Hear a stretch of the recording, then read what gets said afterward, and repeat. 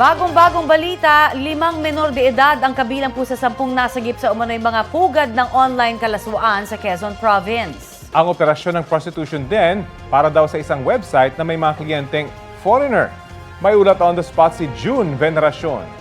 June? Rafi Connie, 2 online prostitution din nga sa Tayabas at Lucena, Quezon ang sinalakay ng PNP Anti-Cybercrime Group. 5 suspect ang arestado, 10 naman ang rescue kabilang ang 5 minor de edad. Nag-ooperate daw ang mga online prostitution din sa pamamagitan ng isang website kung saan ang mga kliyente ay pawang mga foreigner lamang. Naaktuhan pa ng raiding team ang ilan habang nasa harap ng mga kamera. Meron daw tip na natanggap ang PNP-ACG tungkol sa illegal na operasyon kaya nagsagawa ng investigasyon na makakuha na ng search warrant mula sa korte. Dito na ikinasa ang magkahiwalay na operasyon. Sabi ng PNP-ACG, hindi pinapayagan ng abogado ng mga suspect na makausap sila ng media dahil under investigation pa ang kaso. Balik sa inyo, Rafi at Connie. Maraming salamat, June Veneracion. Sinimulan na ng Pasig Regional Trial Court ang pagdinig sa bail petition ni dismissed Mayor Alice Go at iba pang akusado para sa kasong qualified human trafficking. Iniharap doon ng prosekusyon bilang testigo ang isang opisyal ng Presidential Anti-Organized Crime Commission o PAOC. Meron din silang kahon-kahong ebidensya para harangin ang petisyon ng kampo ng mga akusado na makapagpiyansa sa kasong may kaugnayan sa mga iligal na aktibidad na nakita umano sa Pogo Hub sa Bamban, Tarlac. Dumalo sina Go at mga kapwa-akusado sa pamamagitan ng video conference. Itutuloy ang pagdinig sa October 22. Samantala, dinipensahan naman ng legal team ni Go ang dating alkalde tungkol sa pag-uugnay sa kanya sa naarestong umunoy Pogo Godfather sa Pilipinas na si Lin Sunhan. Hindi raw kilala ni Go si Lin at dapat daw munang patunayan na totoo ang mga inaakusa kay Go. 17 Chinese ang nahuli kaugnay sa isang scam hub umano sa Tagaytay City. Ang lugar nabuko dahil sa sumbong ng isang Chinese na tinorture umano roon. Balitang hatid ni Emil Sumangil. Samut-saring computer, cellphone at SIM card ang tumambad sa NBI nang salakayin ng isang rest house na ito sa Tagaytay. Ang bawat sulok ng kwarto puno ng computer na ginagamit umano sa panluloko gaya ng crypto scam. Sa isang silid pa nga, aktual na nakita ang mga naka-charge na cellphone na ito. Yan, lahat yan. Pag-transfer ng pera, mga crypto. Nakita nyo, Chinese character. Inaresto sa lugar ang 17 Chinese national na stay-in umano roon. Nabuking ang umano'y scam hub sa sumbong ng isang Chino na tino-torture umano doon. Nasagip doon ang Chino. So ito yung na-save natin na biktima. Actually, gusto na niyang kumala sa grupo. Pero ayaw siyang pakalasin, kaya binugbog siya. Sino mga nambugbog sa'yo? Ito. Oh, sino pa? Ayos eh. Ito. Ito nakaputin. At saka, yan. Titiwalag na raw sana sa grupo ang Chinese pero para hindi makapagsumbong, ikinulong siya at saka tinorture. Yan, ikaw yan.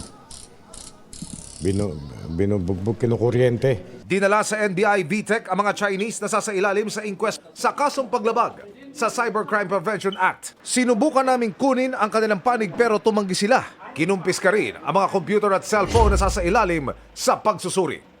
Emil Sumangil, nagbabalita para sa GMA Integrated News. Nakaranas ng hailstorm o pagulan ng yelo ang isang barangay sa Singan, Pangasinan. Tumagal ng mahigit 3 minuto ang nasabing hailstorm sa barangay San Vicente East. Ikinagulat yan ng ilang mga residente. Gaya ng buhawi, ang pagulan ng yelo o hail ay posibleng mangyari tuwing may matinding thunderstorm ayon sa Pag-asa. Hindi gaya sa ibang bansa, karaniwang maliliit na piraso ng yelo na kasing laki ng butil ng mais ang nararanasan sa Pilipinas. Sa mga susunod na oras, uulanin ang ilang bahagi ng Southern Luzon kasama na ang Metro Manila, Visayas at Mindanao base sa rainfall forecast ng Metro Weather. Posible ang heavy to intense rain sa ilang lugar na maaaring magdulot ng baha o landslide. Mas makakaasa sa maayos na panahon ang Northern at Central Luzon. Sabi ng Pag-asa, malaking bahagi ng Luzon at buong Eastern Visayas ang apektado ng easterlies habang Intertropical Convergence Zone ang umiiral sa malaking bahagi ng Mindanao. Asahan namang muli ang mga local thunderstorms sa natitirang bahagi ng bansa. Ngayong Huwebes, nakapagtala ng 16.8 degrees Celsius na minimum temperature sa Baguio City, 21 degrees Celsius sa Malaybalay, Bukidnon, 21.8 degrees Celsius sa Infanta, Quezon, 22 degrees Celsius sa Tuguegarao, Cagayan, habang 23.6 degrees Celsius ang minimum temperature dito sa Quezon City. Sa nakalipas na 24 oras, isang gate na lang ang nakabukas at nagpapakawala ng tubig sa Magat Reservoir. Bumaba ang water level sa nasabing dam. Bumaba rin ng tubig sa Lamesa, Binga at Caliraya Reservoirs. Tumaas naman ang water level sa Angat, Ipo, Ambuklao, San Roque at Pantabangan Reservoirs. Mahigit 2 buwan pa bago ang Pasko, ramdam na raw ang hebigat na traffic sa Metro Manila. Sa datos po ng MMDA, kumpara noong Agosto, tumaas na mahigit 20,000 ang average volume ng mga sasakyan sa EDSA nito pong Setyembre. Bilang tugon ay ia-adjust ulit ang mall hours sa NCR. Mula November 18 hanggang Pasko, December 25, 11 a.m. na. Magbubukas ang mga mall imbis na 10 a.m. Pagdedesisyonan pa raw kung ano ang closing time. Ititigil din muna sa kaparehong panahon ang mga road reblocking, pipe laying at road upgrading sa Metro Manila. Hindi kasama ang mga flagship project ng pamahalaan, pagkukumpuni ng mga tulay ng DPWH, pati mga emergency leak repair. Pumanaw ang British singer at member ng One Direction na si Liam Payne sa tinutuluyan niyang hotel sa Buenos Aires, Argentina. Siya ay 31 years old. Ayon sa mga responding emergency worker, nakita si Liam sa patio sa loob ng hotel matapos mahulog mula sa balkonahe ng kanyang hotel room. Mahigpit na binabantayan ng mga otoridad ang nasabing hotel nang ilabas ng emergency vehicle ang kanyang katawan. Sumikat si Liam at iba pang miyembro ng One Direction na sina Harry Styles, Niall Horan, Louis Tomlinson at Zayn Malik matapos mag-third place sa isang reality singing competition noong 2010. Nag-concert sa Pilipinas ang grupo noong 2015. Sinimula naman ni Liam ang kanyang solo career matapos mag-indefinite hiatus ang 1D noong 2016. Inilabas niya ang kanyang solo album na LP1 noong 2019. Ang kantang Teardrops na inilabas nitong Marso, ang huling single ni Liam bago pumanaw. Nitong October 2, nakita rin ng fans si Liam sa Buenos Aires concert ni Niall.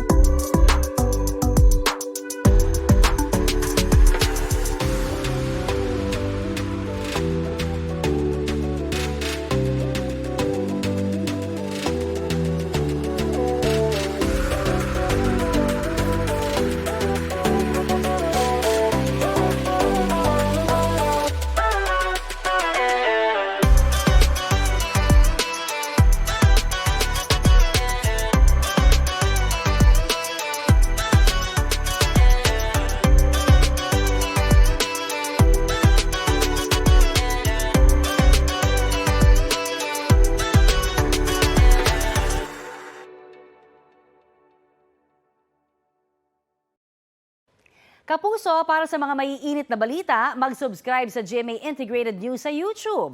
Sa mga kapuso naman abroad, subaybayan nyo kami sa GMA Pinoy TV at sa www.gmanews.tv.